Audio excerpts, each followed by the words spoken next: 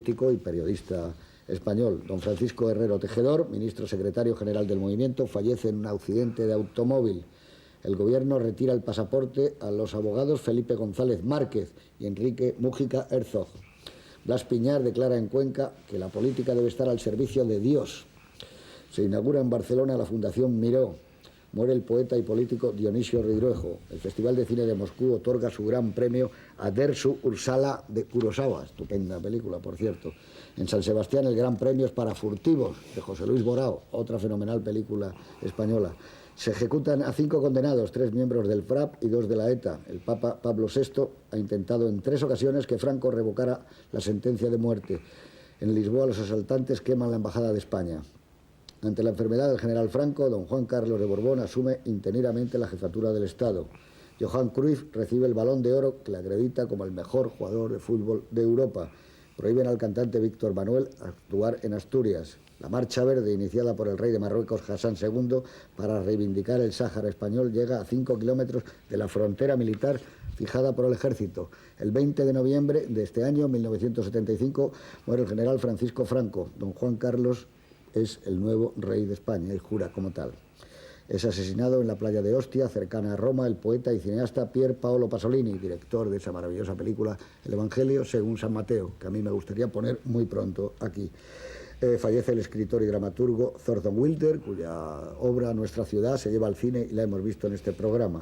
Y digamos, por último, que el poeta italiano Eugenio Montale recibe el Premio Nobel de Literatura, año 1975, hace casi un cuarto de siglo.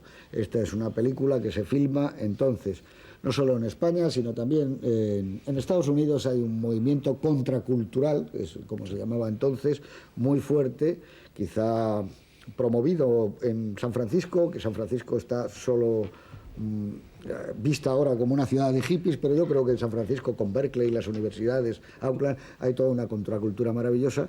De ahí sale la novela, como decía Juan Antonio Porto, de Ken Kesey, que rápidamente es una novela de culto, iniciática, y que intentan llevarse al cine en varias ocasiones y que desde luego no se ha podido llevar con más suerte a nivel de casting, aunque la película no es muy cara, si os habéis dado cuenta. Es una película muy bien producida, como todas las de Saul Zaentz, pero no es una película costosa. Se interrumpe incluso en un par de ocasiones por problemas de financiación, pero no es una película poderosa. Lo que sí tiene es un reparto, yo creo, muy poderoso. Hoy habréis visto que reconocemos a muchísimos de los actores que están allí, otros Danny DeVito, ¿no? Sí, que estaba muy bien, por cierto. Brad Dourif, que después de trabajar incluso con Fassbinder, tiene una muerte desgraciada con tema de drogas. Está Christopher Lloyd, que es Tucker, que después en Regreso al Futuro es el científico, por cierto, citar algún caso, ¿no? Y luego hay un veterano que es Scatman Crothers, que es el vigilante nocturno negro, que es un actor de carácter americano ahí presente, ¿no? El indio también ha hecho, Will Sampson ha hecho también algunas películas, ¿no? Lo curioso era que esta película estaba preparada para James Caan, que dijo que no, y lo sorprendente es que acabó en Louise Fletcher, una actriz que yo creo que está muy bien en esta película y que después prácticamente ha desaparecido y no la quisieron, y el papel lo rechazaron Anne Bancroft, Angela Lansbury y Ellen Burstyn, que 3 actrices diferentes, aunque con un cierto físico parecido a la Fletcher, pero como un papel espléndido que acaba en un Oscar prácticamente casi con una debutante como era Louise Fletcher, es rechazado por 3 actrices, y James Caan, que desde El Dorado pues está en el primer, y El Padrino en primer lugar de la actualidad, rechaza también este papel. La obra la adquirió Douglas y estuvo 14 años sin poderla producir después de haberla llevado una adaptación teatral a Broadway, donde la interpretó. Y como tú dices, Douglas no es padre e hijo, los dos son 2 tipos astutos, pero a Douglas no se le conoce que se metiera en una mala película, y sobre todo en malos personajes, ¿no? Era muy mayor. Douglas le mandó a Milos Forman la novela a Praga. Y Milos Forman siempre ha dicho que no la recibió, que debió de quedarse en la censura de la frontera por ser una novela de ese tipo e incluso por ser solo una novela norteamericana. O sea que prácticamente hay una doble oferta. Douglas le habla a su hijo de que no le había contado, y cuando Forman está en los Estados Unidos es cuando le hacen la segunda oferta, que ya se la hacen personalmente. Habéis dicho una cosa, solo quería hacer una observación muy curiosa, me ha llamado mucho la atención, la habéis dicho los dos, y yo la hubiera dicho también, habéis dicho los dos, yo no soy muy partidario de Jack Nicholson, pero esta película está muy bien. Y yo creo que todas las veces que se habla de Jack Nicholson se dice exactamente eso. Yo no soy partidario, pero hay que ver que bien está en Chinatown.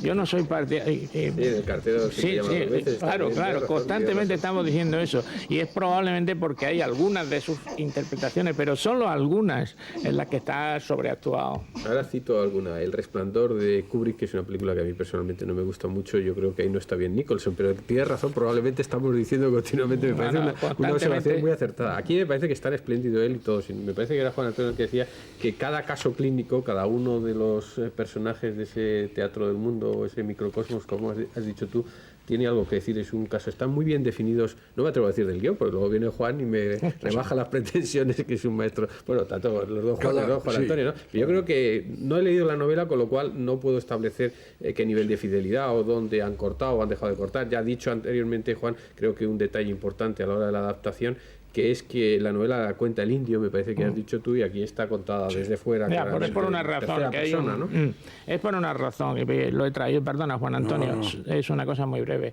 Hay un tema en toda la cinematografía de Milos Forman, conviene seguir, que es el tema de la transferencia de la personalidad, que se da en esta película y se da en todas sus películas. Y el mensaje de esta película, que es un mensaje profundamente cristiano, entre comillas, en el sentido de que el héroe debe de morir y que de la sangre del héroe es donde sale realmente la doctrina, donde sale la libertad, eso es precisamente lo que cuenta el indio en la novela. Es decir, él es el fruto de la muerte del héroe.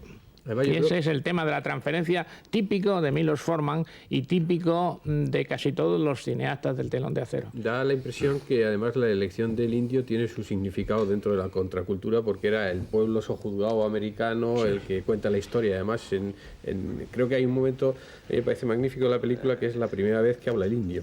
Cuando van caminos de las sesiones de choque, dice simplemente gracias, cuando le da el chicle, y después dice pues es de frutas, vegetales o algo así, ¿no? Sí, que es, digamos... Hay un primer plano casi general del indio cuando dice gracias, es tan absolutamente inesperado, y el que parecía que era un trozo de carne puesto ahí casi catatónico, que se utiliza en clave de humor en esos dos partidos de béisbol, de baloncesto, en los que se hace, creo que es un momento mágico, maravilloso de la película, cómo lo rueda Forman, como casi toda la película, sin subrayar nada, casi en una voz apenas audible, y inmediatamente monta un plano de Nicholson en el que acusa, pero no acusa, claro, por supuesto, tampoco puede acusar mucho porque revelaría lo que está ocultando este loco, ¿no? Pero hay también un momento anteriormente que también quiero citar, que es cuando Nicholson descubre que allí hay locos voluntarios, entre comillas, y dice, nadie me ha dicho esto, me habéis engañado, diciendo, yo estoy haciendo algo por vosotros siendo sincero, y aquí resulta que hay locos voluntarios, ¿no? En ese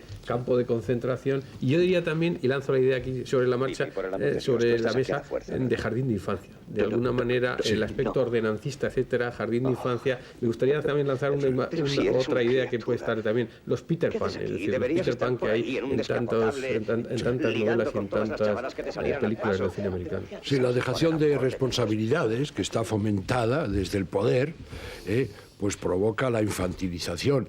De ahí que en esa maravillosa excursión que organiza, digamos, contra las ordenanzas, el personaje de Nicholson, se vayan todos al mar en un autobús amarillo que pone School. Es decir, si es que está todo completamente estudiado.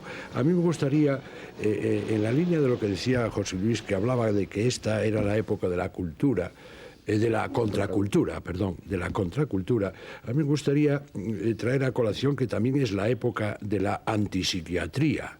Y esto es un alegato en favor de la psiquiatría, del tratamiento psiquiátrico tradicional también. Y creo que a mí lo que me parece es eso, es una reflexión, creo que sobre el poder y las víctimas del poder, ¿no? Es curioso, digamos, lo eficaz que puede ser, digamos, el poder cuando tiene armas de dominación en la mano, porque curiosamente son muy pocos los representantes del poder. el director, unos médicos que se reúnen que apenas hablan, una enfermera, jefe, y otras que apenas si andan por ahí, ¿no? Y es que ya han conseguido derrotarlos y no tienen por qué ser más, ¿no? Esto ya lo habían observado, digamos, los nazis, que después de aquel comienzo alrededor de la Segunda Guerra Mundial, llega un momento en que la suerte bélica se les tuerce y resulta que tienen que atender en los 4 horizontes casi 5.000 kilómetros de frente, y entonces necesitan soldados, y recurren hasta los que vigilan los campos de concentración de cientos de miles de hombres, de mujeres y niños encerrados, ¿no? Entonces, bueno, los psiquiatras